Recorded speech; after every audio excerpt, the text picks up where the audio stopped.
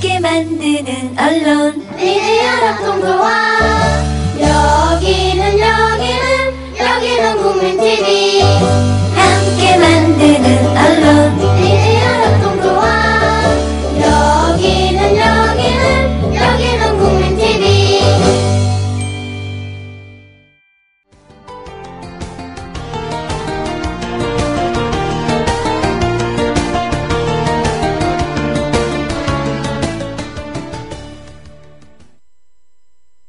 안녕하세요. 쿰뉴스 오늘 진행을 맡은 정은영입니다.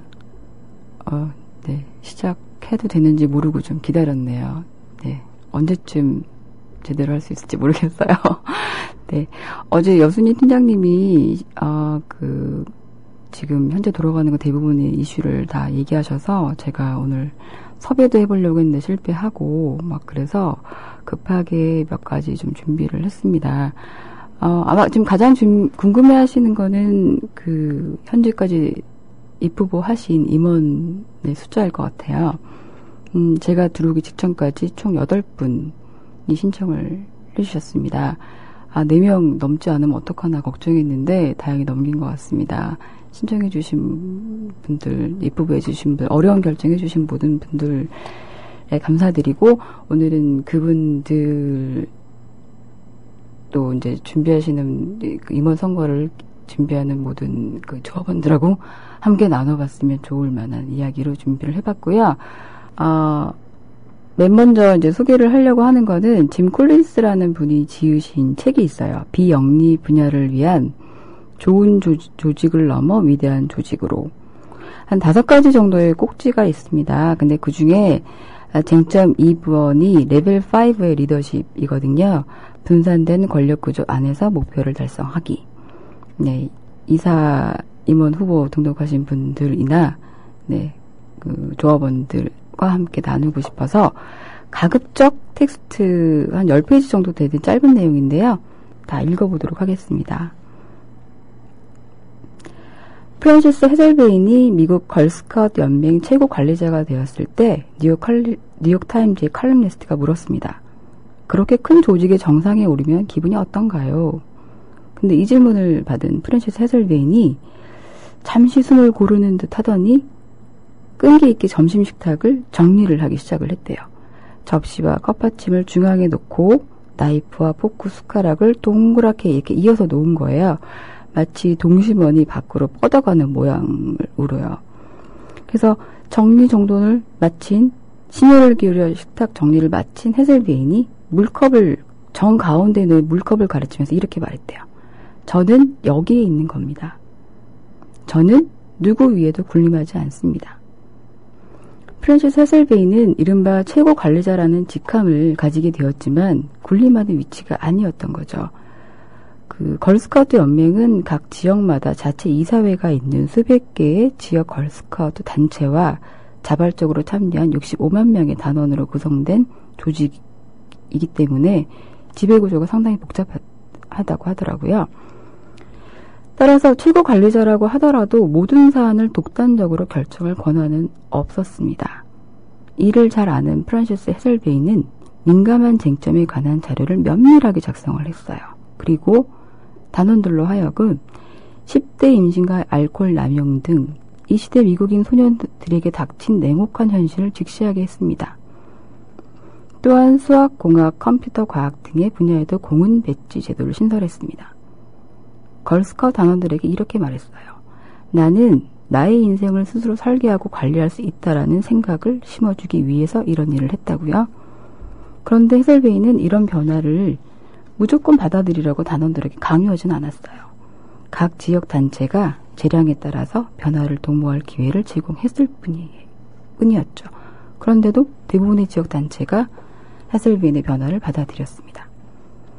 아니, 막강한 권한, 집행 권한, 그러니까 말하자면 힘도 없이 어떻게 그런 성과를 이루어낼 수 있었느냐고 사람들이 묻자 헤셀베인이 이렇게 대답했습니다.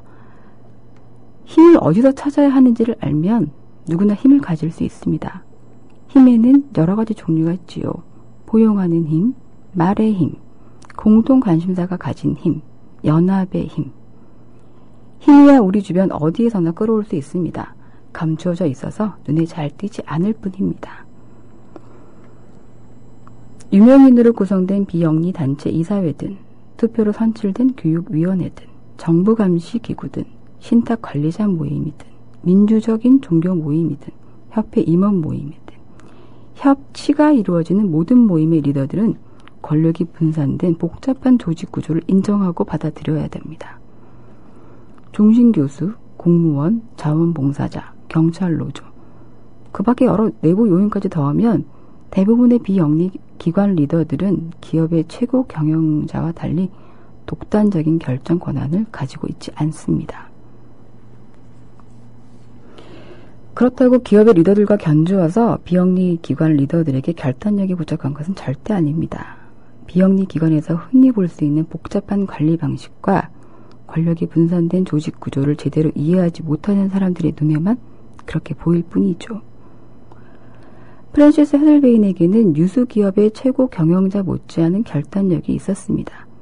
하지만 그의 앞에는 기업 최고 경영자처럼 자신의 지도력을 발휘할 수 없는 비영리 기관의 권력 구조와 관리 방식이 버티고 있었습니다. 기업 경영자 출신이 비영리 조직으로 자리를 옮겼다가 번번이 실패하는 이유도 여기에서 찾을 수 있습니다. 한 예를 들었는데요. 한 기업의 최고 경영자가 대학 총장으로 취임을 했습니다. 그는 기업의 최고 경영자 출신답게 자신의 비전에 맞추어 교수진을 이끌고자 했습니다. 그런데요, 그가 경영 기법을 강요하면 강요할수록 교수들은 회의에 더 자주 안 오는 거예요. 총장이 주재하는 회의에 참석하는 것보다 더 중요한 일을 해야 한다는 이유로 회의 불참을 통보하는 사례가 늘어났습니다. 자, 그렇다면 그는 어떻게 해야 했을까요? 교수들을 해고해야 했을까요? 그런데 그 교수들은 모두 종신교수였습니다. 결국 그는 인생에서 가장 힘든 시간을 보낸 후에 기업으로 다시 복귀를 했습니다. 한 대학 총장의 말대로 NO! 라는 말을 입에 달고 사는 사람들이 종신교수라는 것을 까맣게 몰랐던 거죠. 비영리 기관에서 공통으로 나타나는 복잡한 관리 구조와 권력이 분산된 조직 구조를 근거로 나는 리더십에 두 가지 유형이 있다는 가설을 세웠다. 하나는 경영 리더십이고 또 하나는 입법 리더십이다. 경영 리더십의 경우에는 바른 결정을 내리는 데 필요한 권한이 리더 개인에게 집중되어 있다. 이와 달리 입법 리더십의 경우에는 명목상 최고 관리자라고 할지라도 누구도 매우 중요한 사안을 혼자 결정할 수 있는 구조적인 권력을 가지고 있지 않다. 좋은 조직에서 위대한 조직으로 도약한 기업들을 연구한 이 팀의 조사에 따르면 리더십 역량은 총 5개의 레벨의 계층 구조로 이루어진다고 합니다. 그 중에서 레벨 5가 오늘 제가 말하려고 하는 거죠. 레벨 5가 가장 높은 곳에 위치를 하는데 5번째 레벨에 속한 리더들은 자기 자신이 아니라 조직의 대의와 사명을 이루려는 의욕이 그 무엇보다 강하고 그 포부를 이루기 위해서는 무슨 일이든 정말로 무슨 일이든 하려는 의지를 갖고 있다는 점에서 4번째 레벨에 속한 리더들과 구분된다. 5단계 리더십 계층 구조 설명을 좀 드리려고 하는데 레벨 1은요. 역량이 뛰어난 개인입니다. 재능과 지식, 기량과 훌륭한 업무 습관으로 조직에 생산적으로 기여하는 사람이 레벨 1의 리더십을 가진 거고요. 레벨 2의 리더십은 합심하는 팀원, 조직의 목표 달성을 위해 자신의 능력을 투자하고 주어진 상황에서 다른 조직원들과 효율적으로 일하는 것. 레벨 3는 역량 있는 관리자, 정해진 목표를 효율적으로 추진할 수 있는 방향으로 인적 자원과 물적 자원을 조직할 수 있는 사람. 레벨 4는 유능한 리더, 저항할 수 없는 분명한 비전에 대한 책임의식을 촉구하고 그 비전을 열정적으로 추구하게 함으로써 더 높은 성과를 이루도록 자극하는 사람. 자, 레벨 5의 리더는 겸손한 성품과 직업에 대한 의지를 잘 융합하여 지속적으로 큰 성과를 이루어내는 겁니다. 짐 콜린스가 비영리 분야에서 어떤 리더십을 강조할 때 레벨 5를 강조하고 있어요. 오늘 이걸 제가 왜 하냐면 오늘이 임원 후보 등록 마지막 날이잖아요. 그러니까 이사를 꿈꾸시거나 우리가 이제 투표를 하시는 분들이 참고를 하시라고, 그러니까 미디어 협동조합, 그러니까 비영리 조직에서 필요한 리더십은 어떤 리더십인가에 대해서 그냥 제 나름으로 얘기를 하고 싶어서 이 책을 준비했습니다. 마저 읽을게요. 사회과학 분야에서 활동하는 비영리 기구에서는 겸손을 겸비한 개인의 성품과 자신의 직업에 대한 의지를 잘 융합한 레벨 5의 리더들이야말로 조직이 정당성을 확보하고 영향력을 행사하는데 꼭 필요한 핵심 요소다. 여러분에게 직접 지휘를 받지 않는 사람들이 여러분이 주축이 되어 내리는 결정을 지지 않는다면 그 이유가 대체 무엇이겠는가? 비영리기관에서 일하는 한 리더가 자신의 생각을 이렇게 털어놓았습니다. 내가 배운 바에 따르면 레벨 5의 리더십은 나더러 큰 선을 위해서 영리해지라고 말합니다. 반드시 올바른 결정이 이루어지게 하는 것, 그것은 결국 내 책임입니다.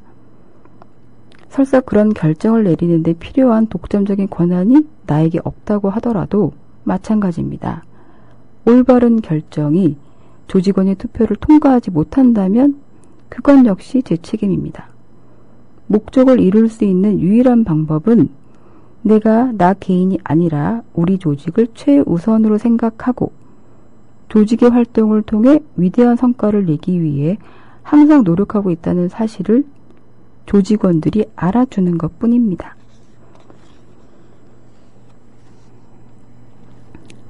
레벨 5의 리더십은 온화하거나 친절하거나 포용력이 있거나 합의를 이끌어내는데 능한 사람이 되는 것을 의미하지는 않습니다.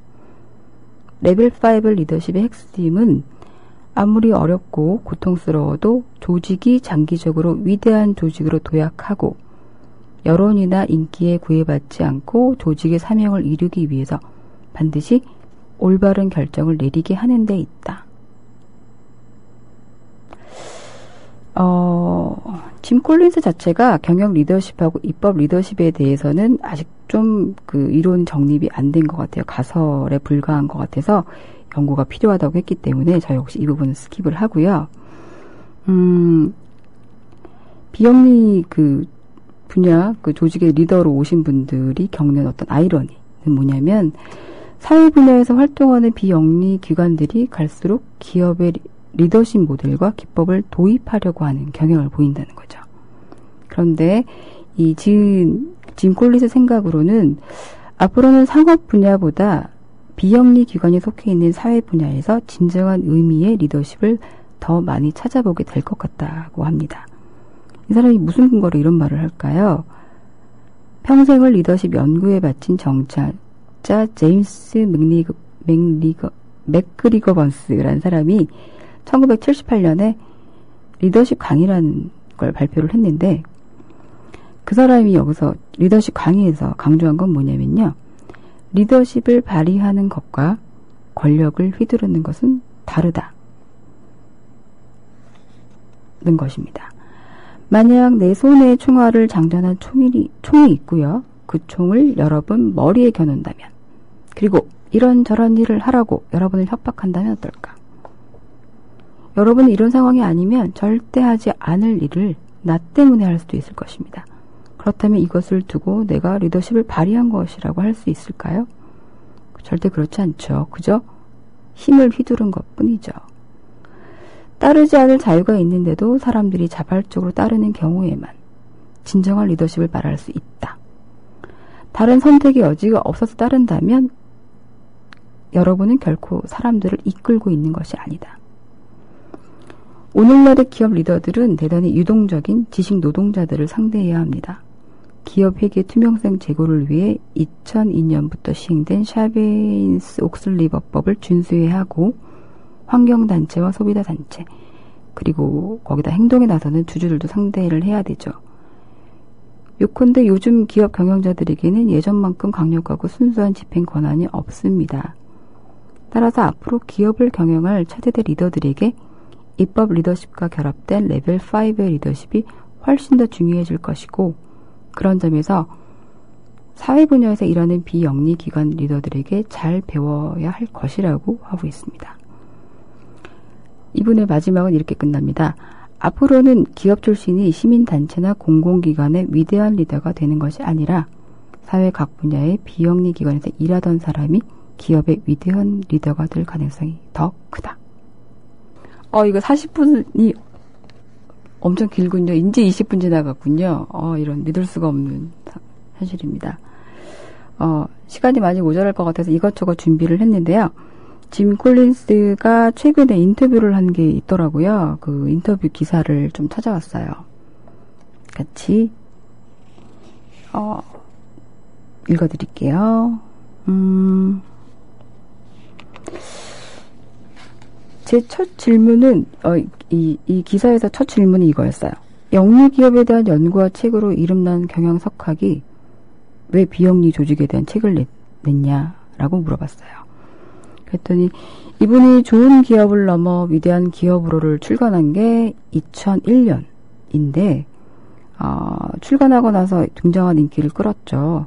그리고 나서 많은 독자로부터 피드백을 받았는데 놀라웠게도 3분의 1 정도가 비영리에서 기관에 종사하시는 분들이 피드백을 주셨대요. 근데 들어오는 질문들이 비슷비슷했던 거예요. 이 책의 첫 쟁점 중에 하나가 위대함을 찾아라 하는 거였거든요. 그래서 그 말은 알겠지만 그럼 비영리 단체의 위대함은 어떻게 정의를 내려야 되냐? 그리고 권력이 분산되어 있는데 이런 경우에 리더십은 어떤 리더십이 맞느냐? 네, 기업에서는 재정적으로 이윤을 내면 또 다른 자본이 들어와서 동력이 생기는데 비영리 경우에는 어떻게 해야 동력이 생기느냐? 그래서 그러니까 비영리 조직에는 어떤 원칙이 있고 기업에 적용되는 원칙과는 어떻게 다를까 하는 호기심에서 연구가 시작됐고 이 책을 낸 거예요. 혹시 이 책 보신 분이 있을지 모르지만 굉장히 짧습니다. 그래서 미래 협동조합하고 꼭 맞아떨어지는 내용은 아닌데 취사 선택을 하면 되니까 저 같은 경우는 굉장히 많이 감동을 좀 받았거든요. 그래서 이 사람 저 사람이 꼭 읽어보라고 추천을 하기도 하고 그랬습니다. 그래서 100여 명의 비영리 단체 리더들을 대상으로 한 심층 인터뷰를 했는데요. 그 사람이 이 인터뷰를 하고 그 연구 결과를 종합해서 내린 결론은 하나예요. 그러니까 두 개군요. 첫째는요. 영리 비영리 관계없이 위대한 조직이 갖는 공통된 특성이 있다는 것이고요. 둘째는 중요한 거죠. 기업 방식을 비영리 조직에 그대로 적용하는 게 만능 해답이 아니라는 것. 네. 그래서 기자가 또 물어봅니다. 지난 몇 년간 한국에서 많은 비영리 단체가 영리 기업 출신의 CEO를 영입하거나 기업의 운영 방식을 도입을 했다. 그런데 당신이 기업적 사고가 해답이 아니라고 하는 이유가 뭐냐? 라고 물었어요. 짐 콜린스 대답은 이겁니다. 영리와 비영리 조직의 작동 원리는 너무 다르다. 영리 기업에서는 리더에게 엄청난 파워와 권한이 주어지지만 주어지기 때문에 리더가 권력을 휘둘러서 지시하고 시키는 게 가능하지만 비영리는 다르다. 권력이 분산되어 있고 거버넌스, 지배하는 그 모습 자체가 되게 복잡하죠. 권력이나 힘이 없으면서도 리더십을 발휘해서 사람들을 참여시키고 또 사회에 어떤 바람직한 영향력을 행사해야 하는데 실제로는 많은 영리 출신의 CEO가 비영리로 옮겨갔다가 아까 저도 읽었지만 그 기존에 자기가 익숙했던 경영 방식도 밀어붙이다가 실패를 많이 했다. 그래서 또 하나 중요한 건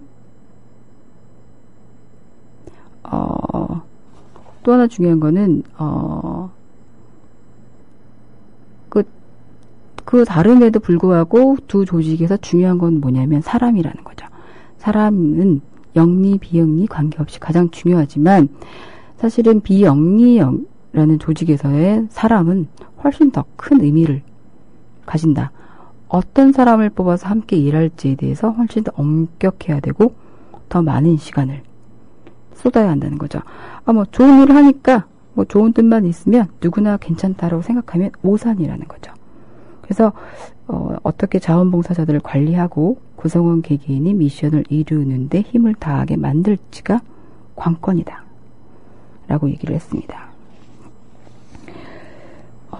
사회변화를 만드는 비영리나 사회적 기업 등이 성공하려면 기업처럼 해야 한다는 생각이 만연한데 소수를 제외한 대부분의 영리 기업들은 위대하기보다는 평범하고 그런 방식을 다시 비영리로 가져온다는 것 자체가 완전히 잘못된 생각이다.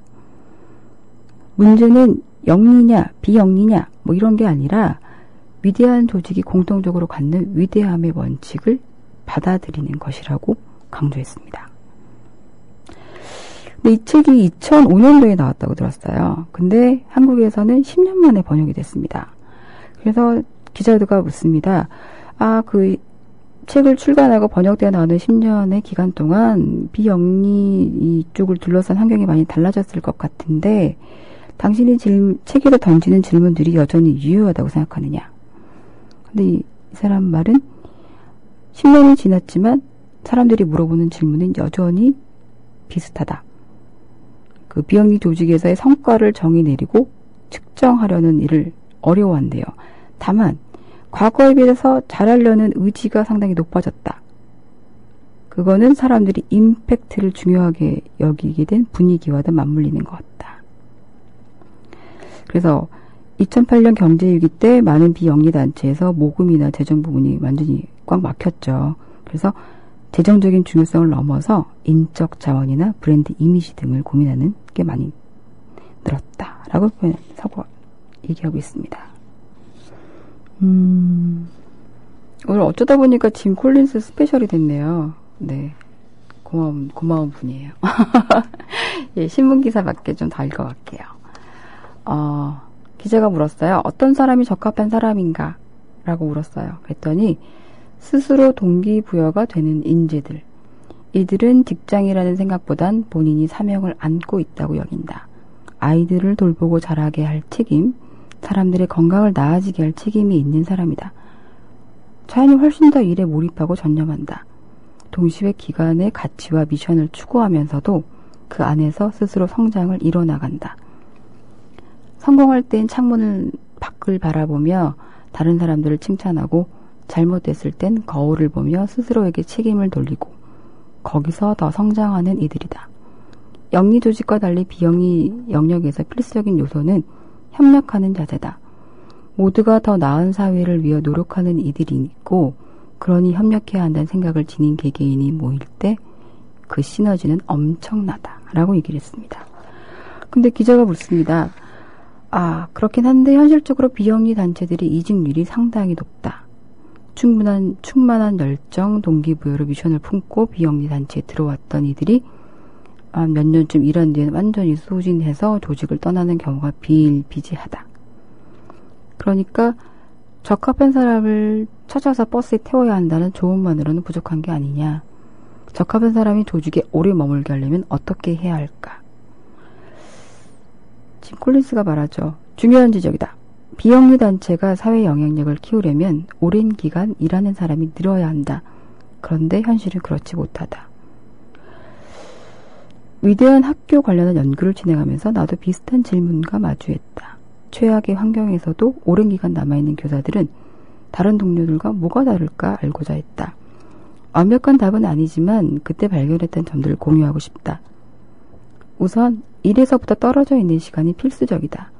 오랜 기간 일했던 교사들은 때때로 몇 주에서 몇 달씩 사라졌다가 에너지가 충전돼서 돌아온다. 스스로를 돌볼 수 없으면 다른 사람들을 위하는 건 불가능하다. 둘째로 기관의 핵심 미션과 그를 통해 닿고자 하는 사람들에게 가장 가까이 있어야 한다. 가령 학교의 경우는 아이들과 보내는 시간이 많아야 하고 다른 일들로 핵심 업무에서 분리될수록 소진이 빠르고 일과 분리된다. 셋째, 하는 일보다 좀 더 높은 목표를 잡고 그걸 하나씩 성취해 나가는 경험을 하는 게 동기부여가 된다. 조직 차원에서는 이런 것들이 구조적으로 반영되도록 설계해야 한다. 아니면 적합한 사람들을 뽑고서도 쉽게 이룰 수도 있다. 마지막 질문입니다. 마지막에 두 번째군요. 좋은 기업을 넘어라는 책에서는 위대한 기업으로 도약하기 위해서는 팀 내에 꼭 맞지 않는 이들을 바꿔야 한다고 지적합니다. 이들이 다른 조직원들에게도 영향을 미치고 의욕을 꺾을 뿐더러 이들을 관리하는 데 에너지를 빼앗기기 때문이다. 조직에 적합하지 않은 이가 있다면 그를 버스에서 내리도록 해야 할까? 조직에서 안고 가는 게 맞을까? 끝났네요. 이건 다음 시간에 알려드리고 하겠습니다. 시간 관리를 못했어요. 내일도 좋은 소식으로 찾아뵙겠습니다. 감사합니다.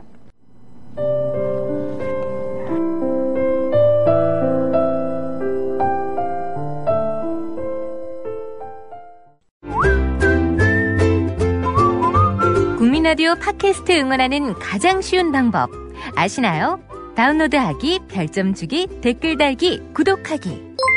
국민라디오 팟캐스트 널리 알리는 가장 쉬운 방법. 다운로드하기, 별점 주기, 댓글 달기, 구독하기. 기억하세요. 다운로드하기, 별점 주기, 댓글 달기, 구독하기.